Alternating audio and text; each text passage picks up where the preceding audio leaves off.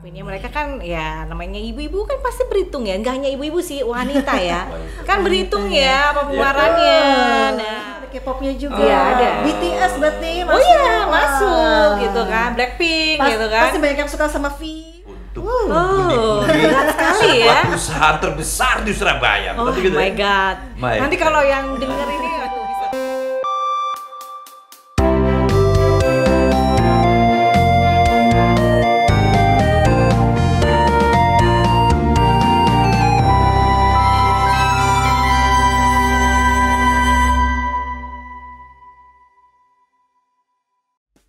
Hai, halo Bretters, assalamualaikum warahmatullahi wabarakatuh. Salam sehat, salam semangat, dan di kesempatan hari ini tentunya Bretters bisa menyaksikan yaitu podcast Bright Indonesia yang menghadirkan tamu-tamu istimewa, tamu hebat, dan kebenaran ini ada senior saya.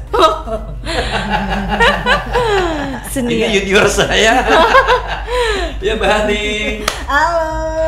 Mbak Yuki. Halo. Teman kita dari Radio Si Surabaya nih kebetulan lagi main-main Bright nih, lagi main-main ke Bright, terus kita ajak ngobrol nih jadinya ya. Wah, Kita ditembak nih ya, tembak langsung. Tembak langsung. Mbak Yuki apa kabarnya, sehat ya? Alhamdulillah sehat. Yang pastinya bawa dari Surabaya ke Jakarta bawa apa? Yang pasti bawa oleh apa ya? Biasanya itu permintaan bahannya apa Mbak Hani? Kayak Mbak Hani tuh nggak rewel. Di Surabaya atau di mana sih? Surabaya. Surabaya. Surabaya. Surabaya pas. Surabaya pas. Surabaya Jalan Wonokitri. Tak kira Mojokerto. Oh bukan, Mojokerto itu ada radio ya, radio Ya, radio yang ada yang lain lagi. Lain lagi. Oke, kalau kita bicara radio ini kan ya sebenarnya masih saudara. Saudaranya adalah satu divisi yang sama, kan gitu. Orang broadcast juga semuanya. Kita mau berapa gitu loh, kan gitu. Saya mah bukan orang broadcast, Oh, Mr. bukan ya? Sam, bukan. Oh iya, aku lupa. Saya Jangan. orang ini belakang layar. belakang layar. Yang menghidupi broadcast gitu ya. Dan juga saya belakang layar. Belakang layar. Dan kebenaran banget, Bretters, saya manggil Yuki ya. Iya, Yuki. Yuki ini adalah salah satu yang dikatakan orang ini yang bisa menghasilkan uang banyak untuk berat sekali ya. perusahaan terbesar di Surabaya. Oh Gitu my ya? god. My Nanti God. kalau yang denger ini aduh bisa-bisa. Maksudnya Nanti banyak yang datang ke saya gitu minta bantuan. Maksudnya gini, kalau Mbak Yuki nggak ada, gawat nih nanti radio Ah, sih. itu dia. Seperti itu. Jadi saya banyak masih. Jadi nggak boleh kehilangan. Yang tentunya ini berkaitan bahwa setiap radio memiliki keunikan, memiliki sesuatu yang memang di sini pendengarnya atau penikmat musiknya atau penikmat radio itu sendiri dia akan melihat dari masing-masing perbedaan-perbedaan sisi pendengar, usia dan segala macam. Kebenaran Mbak Yukin adalah seorang marketing yang dia lebih jeli nih. Pendengar gua arahnya kemana sebenarnya kan gitu ya Mbak Yukin? Iya. Oke, sebelum jauh kita melangkah nih asik. Wes. Sebelum jauh kita melangkah, sebenarnya secara profil si itu katakanlah ini lebih condong katakan untuk radio apa kalau di Surabaya Segmen itu, gitu ya. segmentasinya Iya. Lebih segmennya sih ke wanita. ke wanita. Wanita dan keluarga. Mhm. Pastinya dong wanita pasti kalau beranjak ke sana itu kan berkeluarga. Mhm. Berkeluarga pun itu luas lagi kan, ada Iya. bapak, ada anak. Nah ini yang kita cakup semuanya sih sebenarnya. Cakup semua dan Iya. itu mencakup usia juga. Usia juga. Oh, usia Usianya juga. sih kita mulai dari yang muda ya, milenial lah ya. 15. Enggak. Itu ada paksanya sendiri ya, marketnya sendiri gitu. Radio sebelah gitu kan ya. Kita lebih ke usia 20, 20. gitu ya. 20 sampai 45 lah paling kan. Berarti ya mahasiswa ya. Ya Kerja mau muda. fresh graduate. Fresh Begitu ya. graduate gitu ya. Menentukan sebuah ketetapan disi itu sendiri kan pastinya kan juga melihat dari latar belakangnya. Rata-rata di sana bagaimana pendengar wanitanya?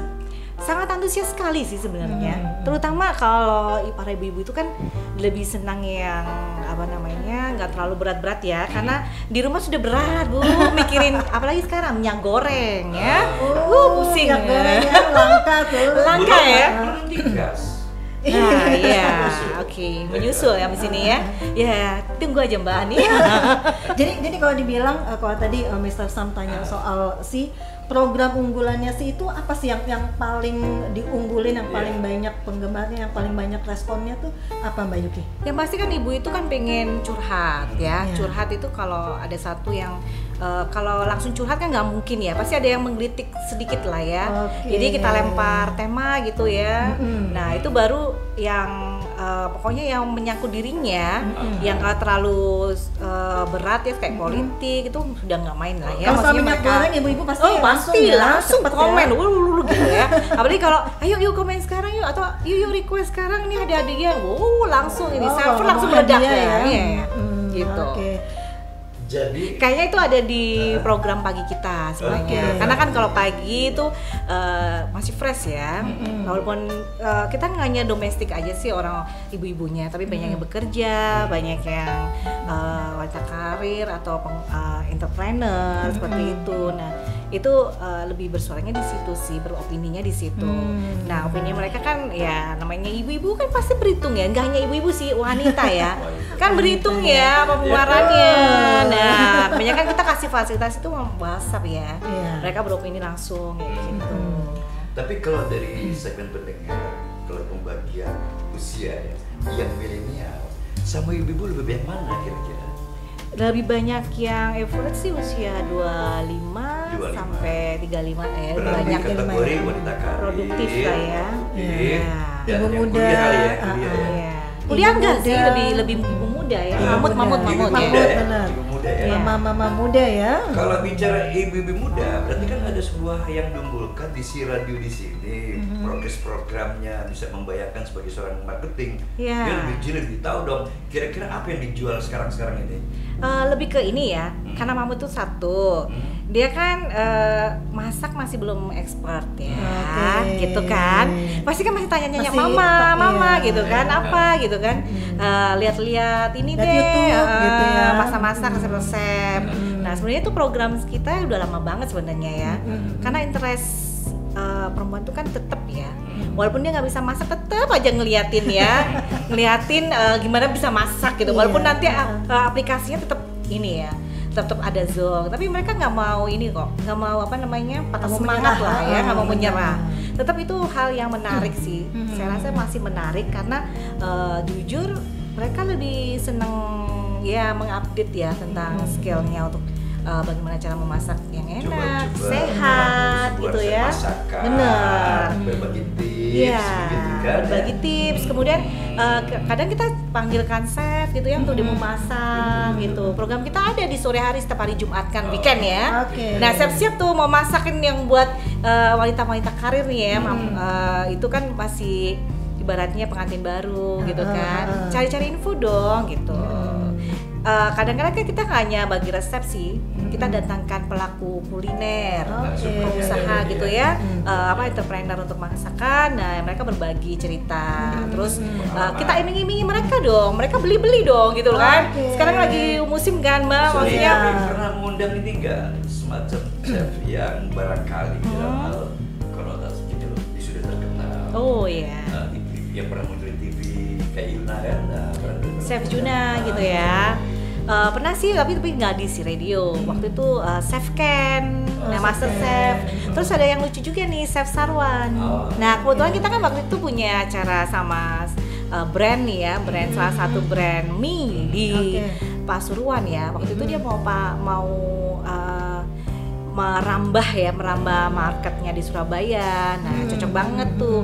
Akhirnya kita panggil ngajak Chef Sarwan, Chef Katro ya namanya ya biasanya. Yang Master Chef itu gitu kan. Nah itu sih Kayak menarik banget, lucu orangnya, fun, terus masakannya juga enak.